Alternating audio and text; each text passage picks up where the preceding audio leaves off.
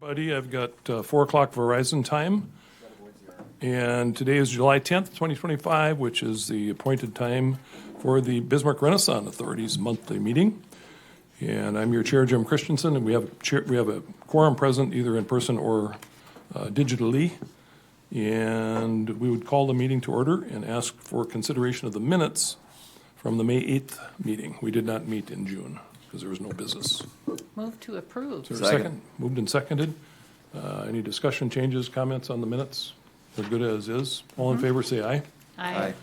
Opposed, same sign. That motion carries. We'll move on to the regular agenda. First item is, oh, I'm sorry, sure. You want to do roll? Since when do we do roll? We do Always. every Okay. meeting. My other, yeah. The other ones Always. do it, so I Okay. think we're supposed to do it. You're the boss, Sandra, whatever you want. No. That's okay. I won't fight it. Roll call. Greg Zenker. Steve Bakken. Here. Joe Fink. Here. Amelia Dahl.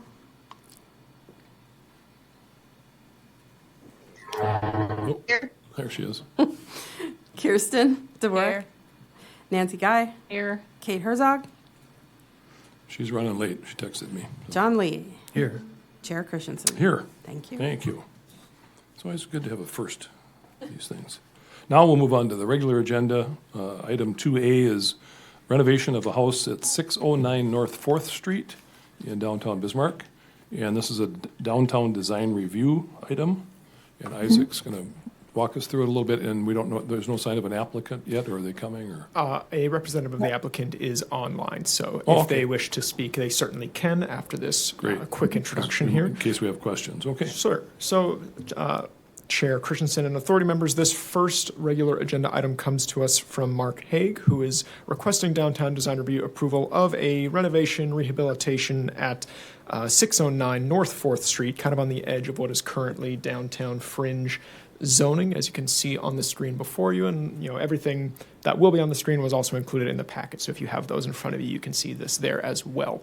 So just kind of on the north side of what is currently the downtown zoning, downtown fringe right now. And the project is some renderings of what the house looks like as of right now. There were some other images included in the packet, but the project includes some interior and exterior work.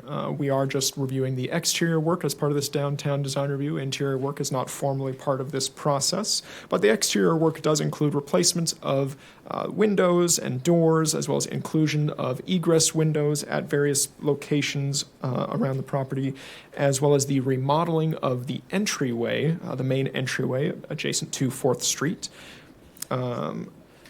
This is a relatively straightforward design review. We did send this to the design advisors as well to get their input, and they can certainly speak to any notes or comments they have. But as a cumulative result of all the findings contained in the staff report, City of Bismarck staff find that the proposed design would not adversely impact public health, safety, and general welfare, and that it is generally consistent with downtown design guidelines, the comprehensive plan, code of ordinances, and all relevant state law. Therefore, staff does recommend approval of the downtown design review for the rehabilitation at 609 North 4th Street. Oh, go ahead. I was just going to ask if the authority had any questions for me at this I time. was going to say, anyone have questions of Isaac or of David or technical review staff? Questions? We don't know what color the house is going to be, do we?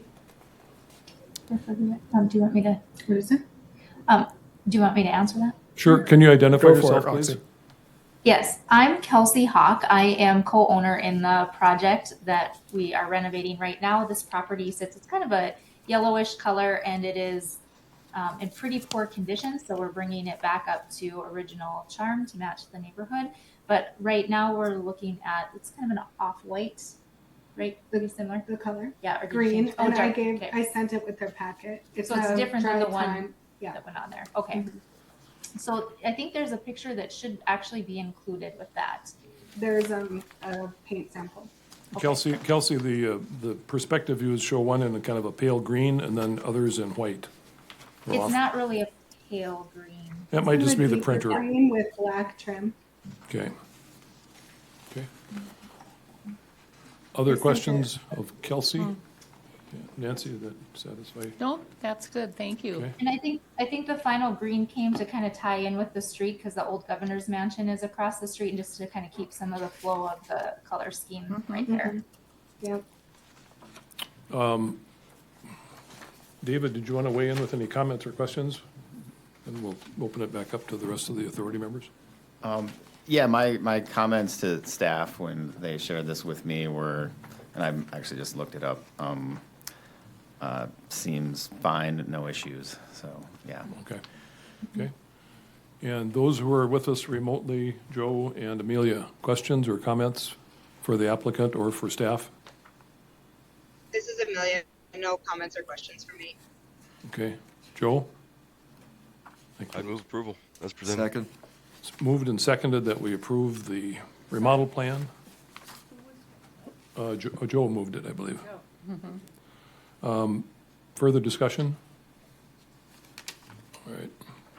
And if there's no further discussion, then we'll call the roll, please, Sandra. Sorry, Steve seconded. Greg, Steve Bakken, Yes. Joe Fink, Yes. Amelia Dahl, Yes. Kirsten Dvorak. Yes. Nancy Guy. Yes. Is Kate with us yet? No. Nope. John Lee Yes. and Chair Christensen. Yes, so that motion carries. Thank you. Thanks, Kelsey. Good luck on the project. Item 2B on the regular agenda is depot window cling signs. And that's another downtown design review item that Isaac is going to present. Yeah, so Chair Christensen and authority members, this one is a little more unique, and we'll get to that in a moment, but this comes to us from Fanatics Events with the consent of the current property owner of the Bismarck Depot. We're requesting downtown design review approval of some window cling signs on the east side of the Bismarck Depot at 401 East Main Avenue. So normally, signs would be signs in the downtown would be reviewed administratively by community development staff, both planning staff and building inspections staff. And normally, window cling signs, such as what we'll see in a second, are like they don't even need a building permit. However, there is a little nugget in the sign code, as shown on the screen before you here, that all window signs on a building may not occupy more than 25% of the total transparent window surface of each window or door opening, unless the interior space is either unoccupied or the window signs are used for an appropriate screening function and are approved by the Downtown Design Review Committee, which is you. So in this case, as we can see here, this is the rendering provided to us by the applicant. We're seeing, about 2/3 of each window face being occupied by the window cling signs there. And according to the applicant, this is to help provide some shade from the morning sun, since this is on the east-facing side of the building, while also doing a little bit of advertising here, and it is clearly more than 25% here. The requirement in the code does not differentiate between different building types, whether or not that building is directly adjacent to a right-of-way or set back from a right-of-way, whether or not it is the part of a building that has a entrance to the building or not. So there's a little, well, staff would like some clarity from the authority here, and we give full deference to the RZA on this matter as to whether or not this shall be approved. So as you maybe saw in the staff report, we are not providing a recommendation to you on this. We're treating this a little more like a variance almost, or an appeal to this particular part of the code. So we have also provided this one to the technical advisors for their input. So they have certainly been well aware of this, as always, and certainly encouraged to provide their input on this. So the staff recommendation in this case, I guess, is that you review the project and act as you see fit. So I will just add, though, that if you choose to approve the project, it would carry the fairly standard condition that any substantial changes could either be considered by the authority yourselves, or you could delegate that, since it would normally be an administrative sort of approval. You could delegate that authority to community development staff in concurrence with the design advisors as necessary. Let's start with any comments or questions from our technical advisor who's here. David. Yeah, I'm happy to provide some additional insight from the dialogue we had about this. I think the thing to hone in on in the existing guideline is window signs are used for an appropriate screening function. So I think that's kind of the question that's being asked of you: is this an appropriate screening function? Some of my feedback is if we're going to approve this, maybe we should just update the rule. I don't know why this, I guess my thoughts were, I'm not sure why this would, at least my initial feedback was why this would rise to the level of getting a variance. One suggestion by staff, and I thought it made sense, was that because this is set back from the street, it's not right up at the sidewalk, that might be a basis for giving some further lenience here. It's described as serving a screening function. I did notice walking around downtown today, kind of with an eye out for it. There's plenty of storefront windows that have window shades pulled in front of them for various reasons, and that I think is allowed. So if they're really just going for the shading part of it, they do have a remedy for that. I think this is more of a signage application, I guess, the way I'm looking at it. And so, yeah, I think that's more or less what the dialogue was. I don't know if I have a strong recommendation, but it does, based on the provided material, seems to be more of a signage thing than a screening thing. I think there are some ways to get the sun shade, if that's really what it's about, through other methods. So, questions or comments from the authority members of Chair. Staff or of David? Steve? Ben, correct me if I'm wrong, but when we were going through the sign code and updating that, if I remember correctly, the reason we landed on the 25% was so there was latitude to, because nobody really was concerned about using your windows as advertising. It was more about the aesthetic side of it. So the 25% threshold, if I recall correctly, that number was arrived upon so that there was a review process to go, does it fit in with the aesthetics of the building and does it fit? So that's why that 25% was put in there, if I remember correctly, Ben. Ben, that makes sense? Thank you, Chair and authority members. I will not contradict that statement. Okay. If I remember correctly, that's why that 25 was in there, and then it was going to default into just an opportunity to make sure that it fits into the aesthetics of the building. So, Nancy? I'm kind of agreeing with our technical advisor, and I'm not so sure that this is as much shade as it is advertising, and it really, in my mind, doesn't complement the historic nature of the building either. I think they could easily have shades that pull up or down for the shading, and yeah. So I'm just not excited about it. you could put the logo on the shade, on the back of the shade too. So that's actually a cleaner look, and I think that does meet the intent of when we updated the sign code. So Isaac, if I may ask a question, what if a storefront, 25-foot storefront, wants to do something similar in their window and they're on the sidewalk or up to the property line, and they want to have something like this that has obvious advertising as well as sun shading capacity? Sure. So, what's the answer there? Chair Christensen and authority members, in that case, it would be treated the same way here. As I mentioned earlier, we don't differentiate between where this would be in terms of a building type, or if it's set up against the sidewalk versus set a little further back from a right-of-way sidewalk. So in that case, if it were a 25-foot storefront trying to do something similar like this, it would basically be the same question. If it's above that 25%, it would come here.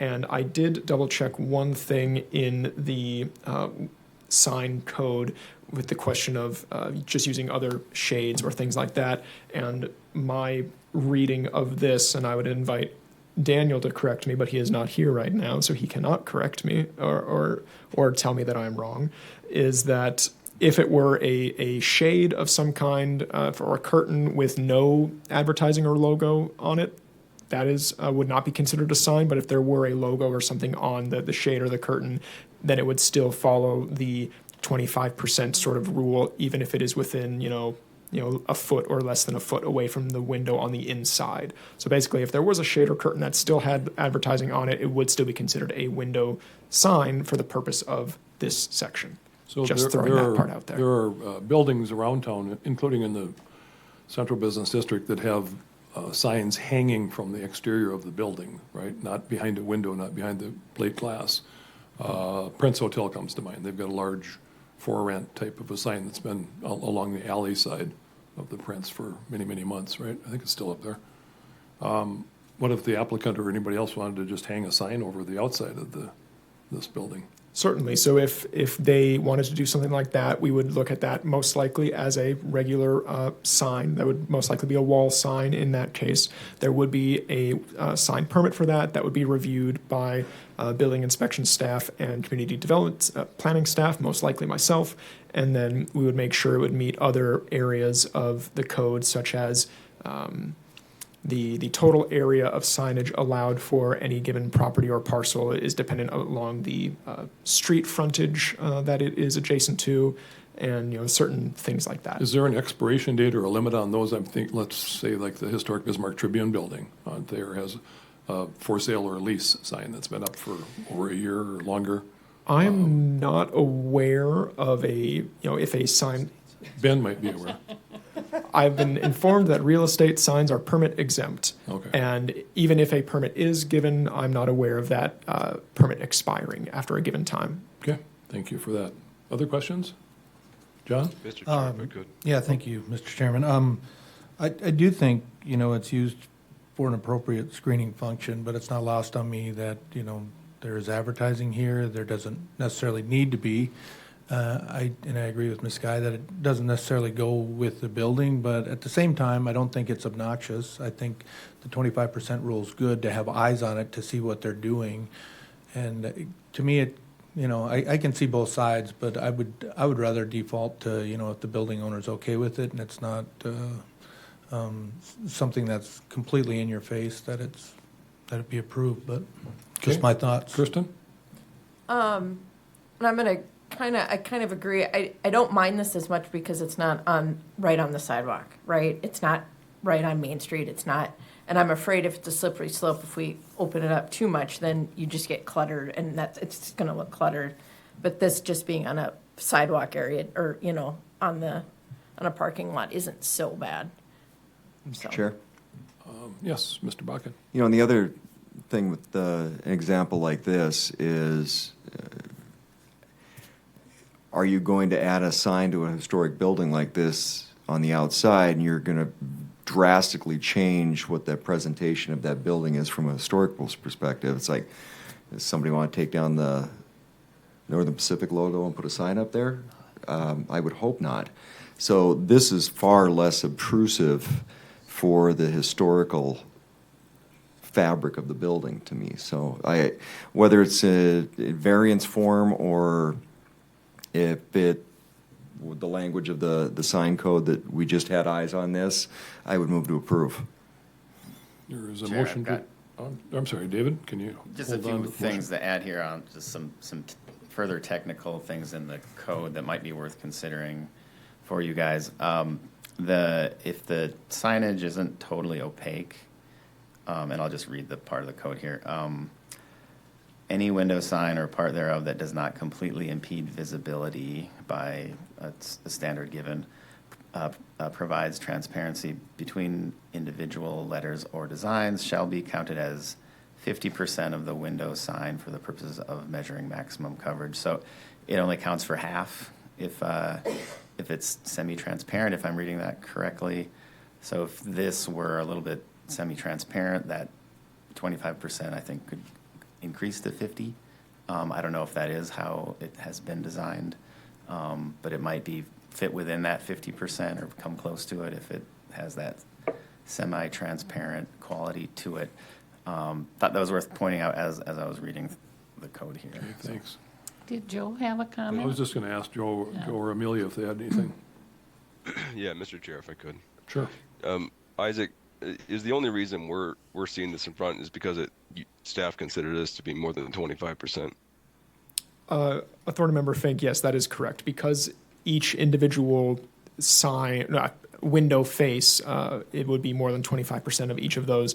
That triggers that part of the sign code that was referenced earlier. So yes, that is correct. Was the applicant aware that they had the option of just removing some of the material so that it doesn't encompass 25% and be done with this?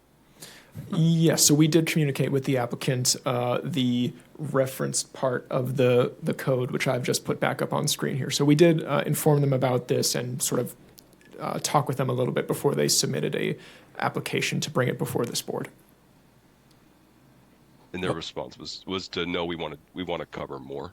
Yes, that's why. Okay. Yes, their application was for this specifically here after some discussion. Yep.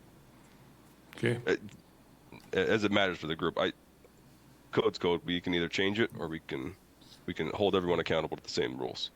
But making rule changes because we don't mind this design is a bad precedent to set. Either commit to changing the rule or don't approve it. And I think that's a bigger question that we'll discuss after we act on this request is Sure. how much of this should be delegated, Steve? What's the material? Do we know if it's the perforated signage? The opacity? So yes, Authority Member Bakken and Authority, I am not aware of the specific material or the opacity of that, but I can try find that out to see if it's in the application, but I don't remember off the top of my head. I didn't see it, so. Yeah, neither. Joe, other questions? No. At this point? Thank you, Chair. And Amelia? I would just echo what Joe had to say. I think it sets a dangerous precedent if we say that we're okay with it because the design's okay. And I agree with Nancy as well about the historic nature of the building. Okay. Steve, you have a comment? We still have, there was a motion made and then we got sidetracked. Is there a second to Steve's motion or do you want to withdraw it or? No, I'll leave it out there. He moved approval, right? Yep. So is there a second for that? Can I, We should probably. There's seconded by Kristen. Any further discussion? Isaac looked like he had something to add. Yeah, well, I'm sorry, Isaac, please. If I may. Chair Christensen and authority members, I just have two quick notes as well for your consideration. So this particular portion of the depot is not original to the building. It is a later addition. I don't know what year exactly, but it is not. 2008. Sounds like it was 2008. I have it on good authority now. And so then the second thing I would just add is that, as a reminder to you all, we, community development staff, are in the process of redoing our zoning code holistically, including downtown-related items and downtown design review-related items. So if you do believe that this would warrant either further discussion or if you have direction you would want staff to move in terms of how to handle things like this, we would certainly be receptive to any feedback, and we can try and incorporate that into the new code when that is ready. Okay, and you had another point? That is all. Okay. Okay. Any further discussion on the motion and the second? John, did you have something? I was just going to say, I do think the opacity matters, and I think most of these are perforated so you can see outside, and it does kind of make a difference. So it'd be nice to know that, but I'm fine with the motion as is. Further discussion? Joe or Amelia, any further discussion before I call the vote? No, not for me.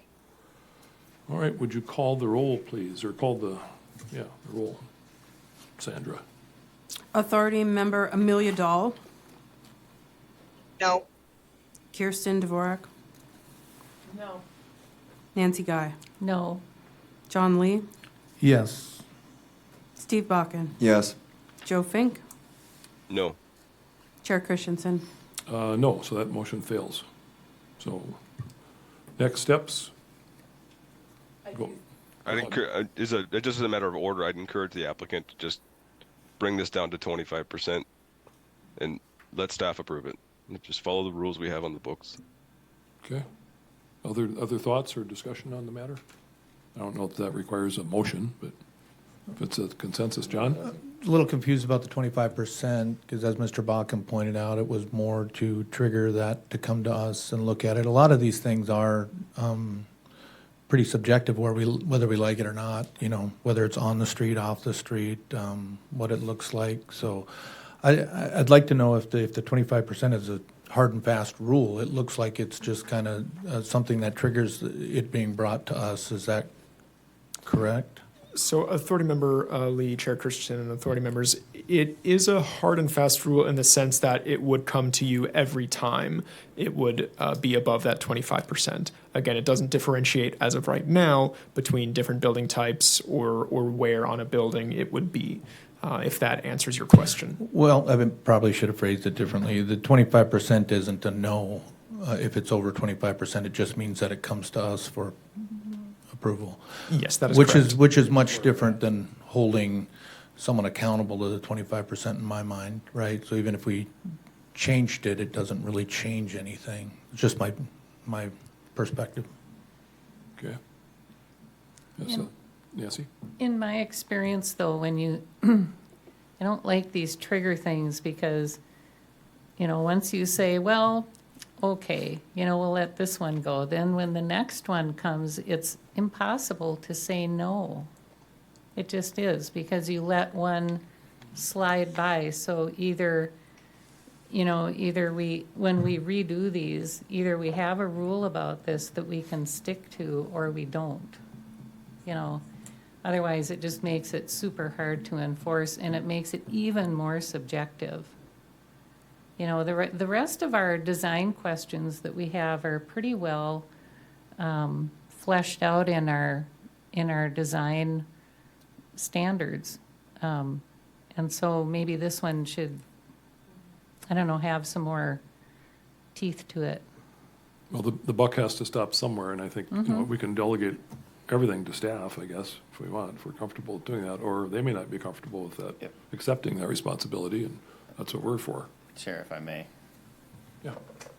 I think this might be a case where having some additional guidelines for you guys to apply some judgment with would be helpful. Because, as it stands now, there's really no basis to judge whether it's worthy of approval with those considerations. I think that there may be something to look for just in the new zoning update for all along those lines, or maybe even make a request to consider that as one of the things that gets considered.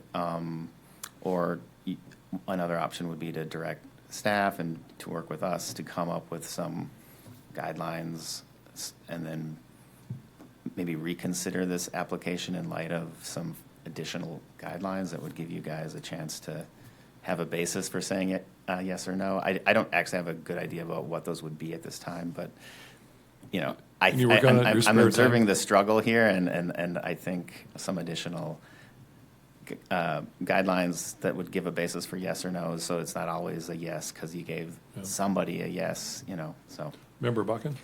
The example that came up when we were going through the sign code was there was some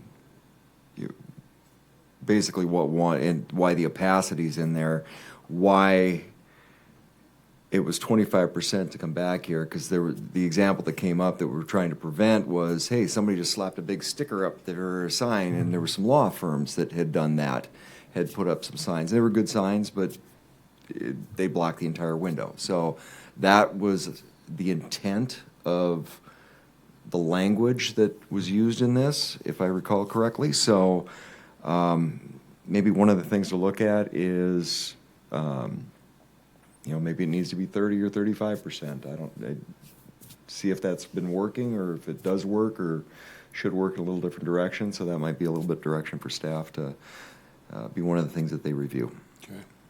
Other comments or suggestions? So while our staff and our technical staff work on some potential suggestions for new design guidelines for signage and windows, but the applicant, you'll go back to the applicant and tell them they need to go back to the drawing board on this one.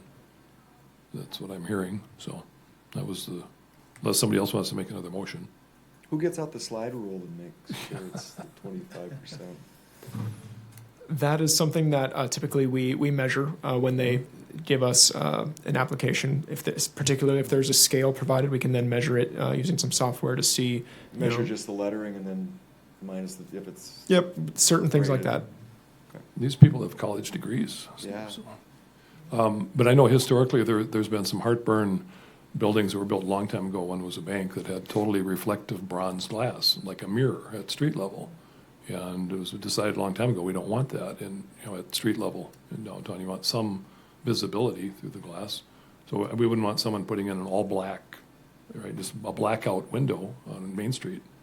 So, right, am I correct in that? Yeah, Mr. Chair, I'll kind of echo that if I could just, as far as whether staff cares to change it, I don't particularly care what the rule is. I care that we hold them accountable to it. I like the design. This looks good. It's not just doesn't follow the rules, and I'm not willing to just waive rules because I don't mind the design. Okay. Just hold everyone to the easiest standard possible, and then we publish what the rules are. Okay. If you want to change it, change it. Okay, good comment. Others, anything else? I think our role here is not to try and stifle, occupancy or development of buildings that are partially empty and have been for some time, but these are all good points. So, does that answer your question, Isaac, or do I you believe want? that is enough direction for staff for now. Okay, thank you for that. We will move on to item 3 on the agenda, which is other business. I believe the Director of Community Development has some comments. And it's my understanding, just for everybody's clarification, item A has been pulled? That is correct. The boundary inquiry, okay. Yeah, thank you, Mr. Chair and members of the authority. This is more just a heads up in terms of some procedural changes that will need to occur for all advisory boards of the city of Bismarck. There was a recent, in the latest North Dakota legislative session, basically a state law was passed that all jurisdictions provide governing bodies of jurisdictions provide a public comment period immediately as one of the first items on the agenda. The city of Bismarck just adopted their public comment policy on Tuesday of this week, and it's been confirmed by the city attorney that will apply to all of the advisory bodies which provide recommendation to the city commission. So the language, there were some changes in the language that were suggested at that meeting, and the final language hasn't been published yet. Once that is published, we will get that out to the various advisory bodies, but I can give you kind of a sneak peek of what it will generally include, which is a public comment period opportunity that will essentially be the first agenda item on the agenda, in this case for the Renaissance Zone Authority. It will allow a minimum of 5 minutes per speak. They might not take all 5 minutes, but it will allow each speaker to speak at least 5 minutes.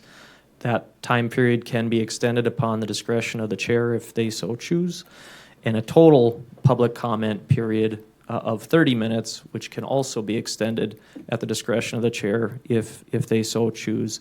It is specific to non-public hearing items on the current agenda and any item from the immediately previous agenda of the regularly scheduled meeting. So this would not apply to, sometimes you all have working groups that are established, smaller subsets of this group to work through various items.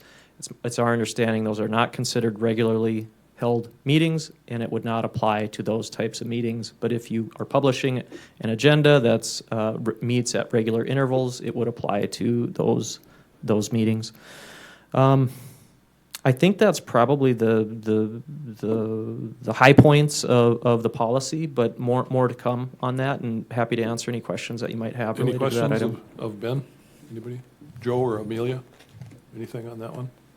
Okay, if not. Nothing for me, thank you. Okay, thanks, Ben. Item B, the last item on the agenda, if there's no other business, would be project status spreadsheet update. Isaac, is there any change in the last year, 6 months, or any update that?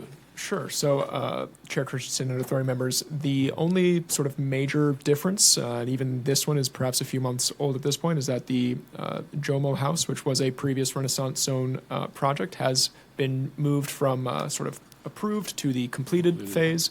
It is considered to be closed out of the Renaissance Zone program, and its exemption has started. But other than that, no updates for the spreadsheet there. Okay.